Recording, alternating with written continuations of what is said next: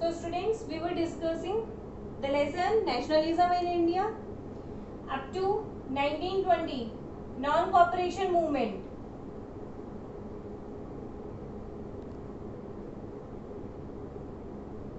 Up to here we have already discussed. Okay. Then what happened after 1920 when Gandhiji took the movement back? What was the reason that Gandhiji took the non-cooperation movement back? See, तो चालू रहने ना, वो कर देंगे cut.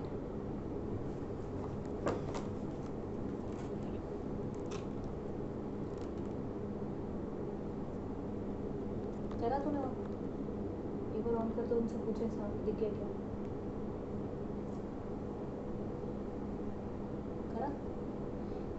बेटा now tell me कि can you now it is visible? No, ma'am. तो क्या हुआ? No, ma'am. Okay. क्यों, क्या प्रॉब्लम हुई है? अनस्टेबल हो रहा है कैमरा यार, कुछ कैसे हो रहा है? दिक्कत है, क्यों कुछ हो हिल रहा रहा है इसमें. क्या हिल रहा है? तू ही बैठा है, मैं तो ये सामान हटाओ यहाँ आपने से. इसको म्यूट तो करा था ना? हाँ.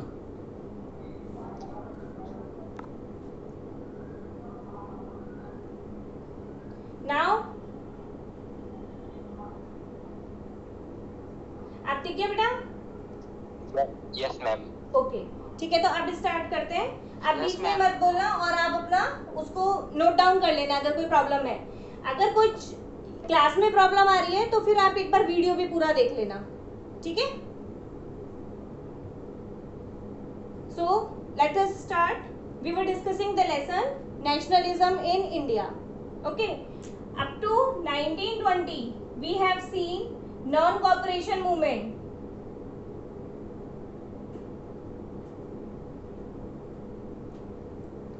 Okay, but Gandhi ji took it back. ठीक है, बहुत अच्छा चल रहा था नॉन कॉपरेशन मूवमेंट. ऐसा लग रहा था कि now we are very near to our independence. ठीक है, अब हम बस स्वतंत्र होने ही वाले हैं. It seemed at such, but Gandhi ji called off. Why? What was the reason that Gandhi ji called off? The thing was that Gandhi ji he always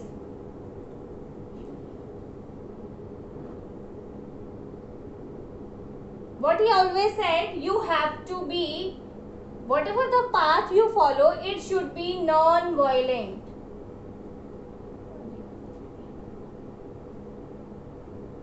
ठीक है, आपको क्या नहीं होना है? वायलेंट नहीं होना है. This was the only condition kept by Gandhi ji. Gandhi ji ने सिर्फ एक ही कंडीशन रखी थी कि आपको वायलेंट नहीं होना है किसी भी कंडीशन के अंदर. But what happened then? On 12th Feb 1922, UP Gorakhpur,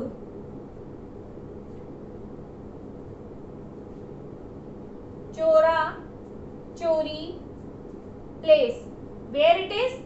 In UP Gorakhpur. UP में गोरखपुर, ठीक है, इट्स अ डिस्ट्रिक्ट, और वहां पर भी चोरी प्लेस. ठीक है, व्हाट हैपेंड देयर? यहाँ पे क्या हुआ था? There was a police station. ठीक है, पुलिस स्टेशन था. वहां पर क्या है? इंडियन फार्मर्स का एक मार्च था. They were crossing and they set fire to it. इस पुलिस स्टेशन को उन्होंने क्या लगा दी? आग लगा दी. ठीक है, इसको फायर करने के बाद 22 policeman died. How many policemen died? 22 policemen died. Gandhiji was very shocked with this activity of the Indians. He just called it back.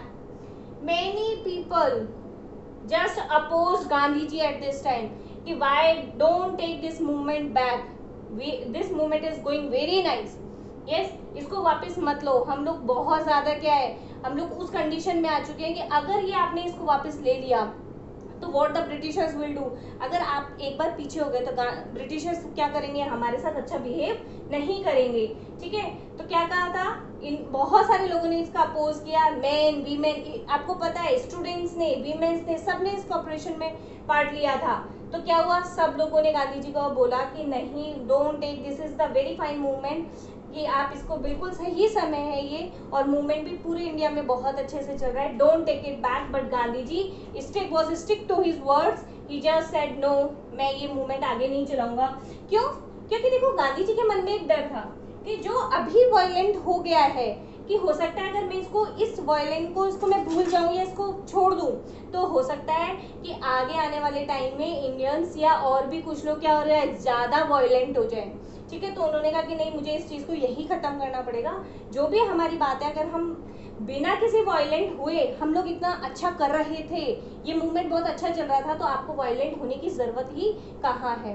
ठीक है, तो गांधी जी ने क्या किया, इस मूवमेंट को वापस ले लिया। ठीक है, इस मूवमेंट को वापस लिया तो CR दास और नेहरू जी, इन दोनों ने क्या किया, इंडियन नेशनल कांग्रेस को छोड़ दिया कि नहीं, हमें गांधी जी के साथ नहीं रहना है।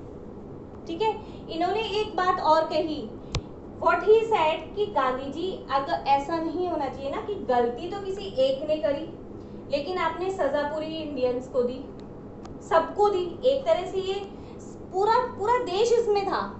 Yes, the whole country was with you. That if one person or some person has created some nuisance, then why you have given the punishment to everybody? कि आपने सबको पनिशमेंट क्यों दिया? ठीक है, लेकिन गांधी जी, इन्होंने इनकी कोई बात नहीं सुनी, किसी की भी कोई बात नहीं सुनी, और उन्होंने कहा कि नहीं, इस मूवमेंट को मैं आज ही, अभी ही इसको क्या करूंगा, वापस लूंगा, और इन्होंने इसको वापस ले लिया। तो CR दास और नेहरू जी, इन्होंने क्या किया, इसको छोड़ दिया। किसको छोड़ा?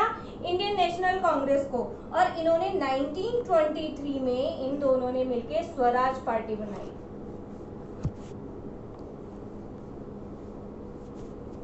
ठीक है, 1923 के अंदर स्वराज पार्टी बनाई, 1923 के अंदर स्वराज पार्टी। क्लियर? यहां तक बात समझ में आई?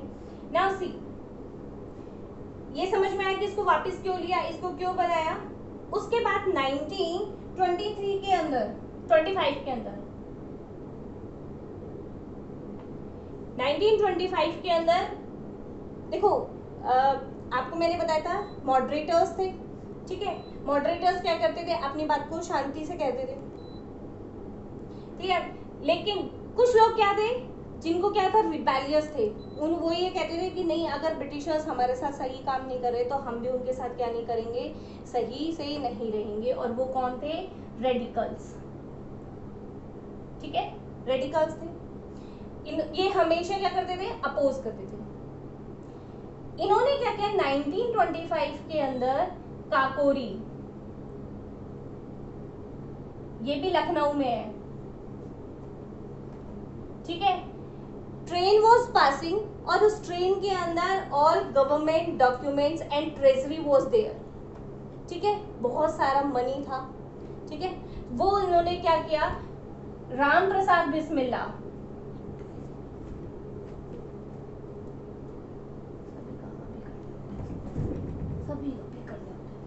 Ram Prasad Bismilla, under his leadership he just what happened, इन्होंने क्या किया, इस ट्रेन को लूट लिया। They just looted this. ठीक है, और इनको बाद में क्या किया गया, इनको पकड़ लिया गया और इनको फांसी दे दी गई। ठीक है, तो 20 के अंदर नॉन कॉपरेशन मूवमेंट हुआ, 22 के अंदर चोरा चोरी केस हुआ, 25 के अंदर काकोरी ट्रेन लूटकांड हुआ। ठीक है, looted tragedy you can say, तो ये सब हुआ। फिर उसके बाद ना व्हाट हैपेंड, देखो एक चीज, अपन थोड़ा सा इसको पीछे चलते हैं, मैं आपको एक चीज समझाती हूँ।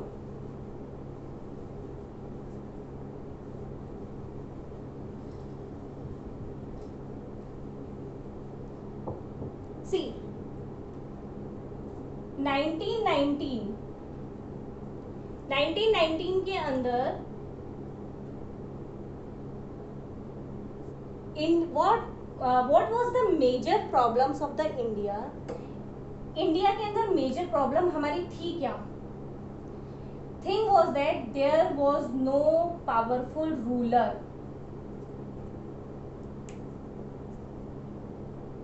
ठीक है, यहाँ पे पावरफुल का मतलब अशोक महान या अशोक उनकी तरह से नहीं है कि अशोका की तरह हम लोग बात कर रहे हैं कि हु कैन फाइट, की तलवार कौन अच्छे से चला सकता है, नहीं, we are not talking about that, we are talking about the intellectuals.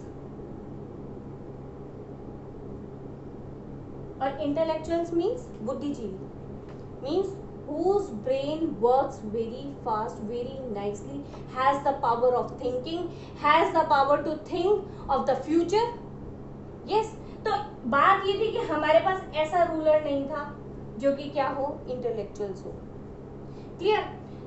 यही तो रीजन था कि ब्रिटिशर्स हम पे रूल कर रहे थे। अगर हम लोग इतने पावरफुल होते, हम ही इतने इंटेलेक्चुअल्स होते, तो व्हाई डिड सच कंडीशन केम कि इंडियंस क्या करते, हम पे रूल करते। ठीक है, तो इस समय 1919 के अंदर क्या हुआ था, इट वॉज डिसाइडेड कि आप 1919 से after every 10 years there will be a commission, एक कमीशन बनाया जाएगा 1919 से कितने साल बाद, after every 10 years, and they will look for the rulers. या मैं ये कह दूं, इस रूलर्स का मतलब, रूल्स के मतलब यहाँ पे हमारे बात करें कॉन्स्टिट्यूशन, कॉन्स्टिट्यूशनल एक्टिविटीज, और यहाँ पे मतलब क्या है, हमारा देश चलेगा कैसे, इस चीज को डिसाइड करने के लिए हर 10 years बाद क्या किया जाएगा, एक कमीशन बनाया जाएगा, and they will check the report. ठीक है, रिपोर्ट्स और उसके अंदर क्या किया जाएगा, इंडियन ब्रिटिशर्स के साथ साथ इंडियन पीपल को भी इंक्लूड किया जाएगा। ठीक है, लेकिन अगर मैं ये कह रही हूँ ब्रिटिशर्स के साथ साथ, यानी कि पूरा कंट्रोल इंडियंस का नहीं है, they were not giving all the powers to the Indians, yes, they were just asking you Indians to be the part of that, कि आप लोग क्या करो, उसमें इंक्लूड हो जाओ, but not the part of that. Clear? तो ये कब आए थे, 1919। नाउ अंडरस्टैंड, अब मैं बोल रही हूँ आफ्टर 10 years, यानी कि जो दूसरा कमीशन आएगा वो कब आएगा, 1929 को आएगा। यस, लेकिन आप लोगों ने एक वर्ड सुना है बहुत बार, साइमन कमीशन। ठीक है, वो कब आया, 1927 में इंग्लैंड से चला था, और 1928 के अंदर इंडिया आ गया, यानी कि 2 साल पहले ही बना दिया गया। ऐसा क्यों हुआ? ठीक है, ऐसा इसलिए हुआ क्योंकि व्हाट दे वांट कि इंडियंस की दूसरा वॉइसराय आए, और उससे पहले क्या हो जाए, इंडियंस को हम क्या कर सकें, अपने कंट्रोल में ले सकें। तो उन्होंने साइमन कमीशन, ठीक है, कौन सा कमीशन आया था, साइमन कमीशन। इसके अंदर 8 मेंबर्स थे, बट ऑल वर्स ब्रिटिशर्स, सभी के सभी क्या थे, ब्रिटिशर्स थे, एक भी इंडियन नहीं था। और किस लिए आ रहे हैं वो लोग, just to see the constitutional work, constitutional activities in India, और उसमें एक भी इंडियंस नहीं है, एक भी नहीं है, तो क्या होगा, नोबडी एक्सेप्टेड दिस, इसको मतलब सुनने ही नहीं है, कि हमको इसकी बात सुननी ही नहीं है कि ये क्या कह रहा है क्या नहीं कर रहा, एवरीबडी अपोज्ड इट, इसका अपोज किया, तो क्या हुआ, इसको क्या किया गया, इसका अपोज किया, उसको ब्लैक फ्लैग्स दिखाए गए, क्या दिखाए गए, black flags. Clear, black flags दिखाए गए। और लाहौर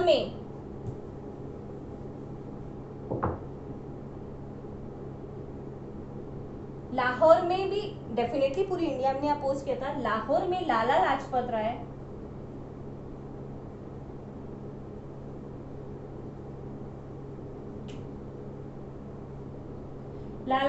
राय थे, इन्होंने क्या किया, इनको ही वॉज हंटेड, इनको मारा गया, ठीक है, लाठी चार्ज किया गया इनके ऊपर।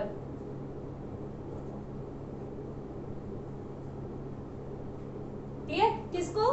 लाला लाजपत राय को। ही वॉज लाठी चार्ज और आफ्टर 3 days इनकी क्या हो गई थी? डेथ हो गई थी। क्लियर? क्या कर रहे थे ये? सिर्फ इसका अपोज ही तो कर रहे थे कि आप इंडिया के लिए आए हो, इंडियंस के लिए हो, और इसमें एक भी इंडियन नहीं है, we are not going to accept it, ठीक है। और ये क्या थे? ये वहां पे लीडर थे, यानी कि बाकी के इनको फॉलो कर रहे थे। तो ब्रिटिशर्स ने इनको बोला कि आपको क्या करना पड़ेगा, इन सबको पीछे ले जाओ, जस्ट गो बैक, और साइमन कमीशन जो है 8 मेंबर्स का है, डोंट हर्ट देम। तो ये माने नहीं और इनके ऊपर लाठी चार्ज किया गया और इनकी क्या हो गई? डेथ हो गई। ठीक है, यहाँ तक मेरी बात समझ में आई?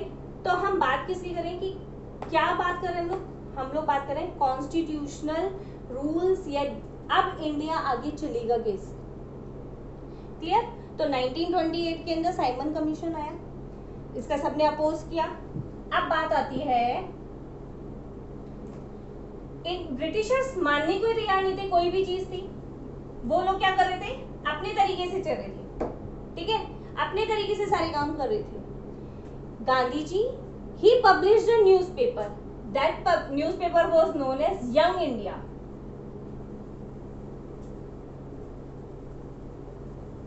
न्यूज़पेपर का नाम क्या था? Young India. ठीक है, इस यंग इंडिया के अंदर what happened, he just wrote the demands.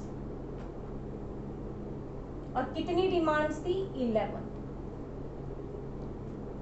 Gandhi ji कौन सा न्यूज़पेपर पब्लिश किया? Young India. He published the newspaper Young India and he just wrote his 11 demands of it. Clear? Now what happens? Up to 41 days, 41 days तक there was no reply. Gandhi ji का कोई reply नहीं, गांधी जी के पास कोई reply नहीं आया। That time Viceroy was Irving. उस समय कौन था Viceroy? Irving। ठीक है, इन्होंने गांधी जी को कोई रिप्लाई नहीं किया। कितने डेज तक? 41 डेज तक। now गांधी जी वो अपसेट कि क्या करना पड़ेगा, मुझे कुछ ना कुछ ऐसा करना पड़ेगा जिससे मैं पूरी कंट्री को एक साथ लेकर के आऊं। ठीक है, तो उन्होंने कहा मुझे बेसिक चीज देखनी पड़ेगी, और वो बेसिक चीज थी सॉल्ट। देखो इंडियंस क्या, ब्रिटिशर्स क्या कहते थे? सॉल्ट भी आपको हमने जो मैन्युफैक्चर किया है वो ही खरीदना पड़ेगा। कपड़ों पे और चीजों पे तो उनका फोर्स था ही। सॉल्ट जो कि बेसिक चीज है, बेसिक नेसेसिटी है। अगर हम एक दिन नमक नहीं खाते तो हमारे शरीर में क्या होती है? प्रॉब्लम्स होती है। हम नमक तो बहुत असेंशियल है। क्लियर? तो असेंशियल होने के कारण तो ये क्या था? सॉल्ट जो है, गांधी जी ने कहा चलो इसी सॉल्ट को लेते हैं। तो इन्होंने, हम लोग क्या करते थे? इस पर टैक्स पे करते थे। टैक्स कैसे पे करेंगे? जो उनका रिक्वायरमेंट होगा, जो उस पर रेट होगी, हमको उसी रेट पर उसको खरीदना पड़ता था। तो क्या किया गांधी जी ने? जब इनकी डिमांड को पूरा नहीं किया तो 12 मार्च को इन्होंने डांडी मार्च किया। ठीक है, साबरमती आश्रम से डांडी तक 24 डेज तक वॉक किया, 240 माइल्स।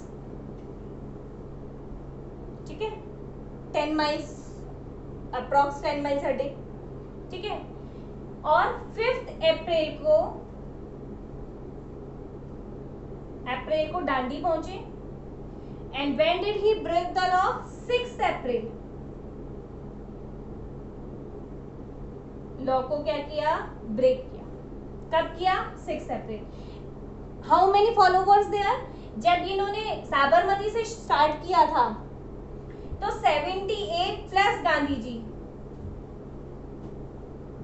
ठीक है, तो यानी कि टोटल 79 मेंबर्स। हालांकि यहाँ पे डांडी पहुंचने के बाद तो thousands of people joined him. ठीक है, तो इन्होंने क्या किया? इसको तोड़ा, और इसको तोड़ते ही यानी कि 6 अप्रैल से सिविल डिसोबीडियंस मूवमेंट शुरू हुआ।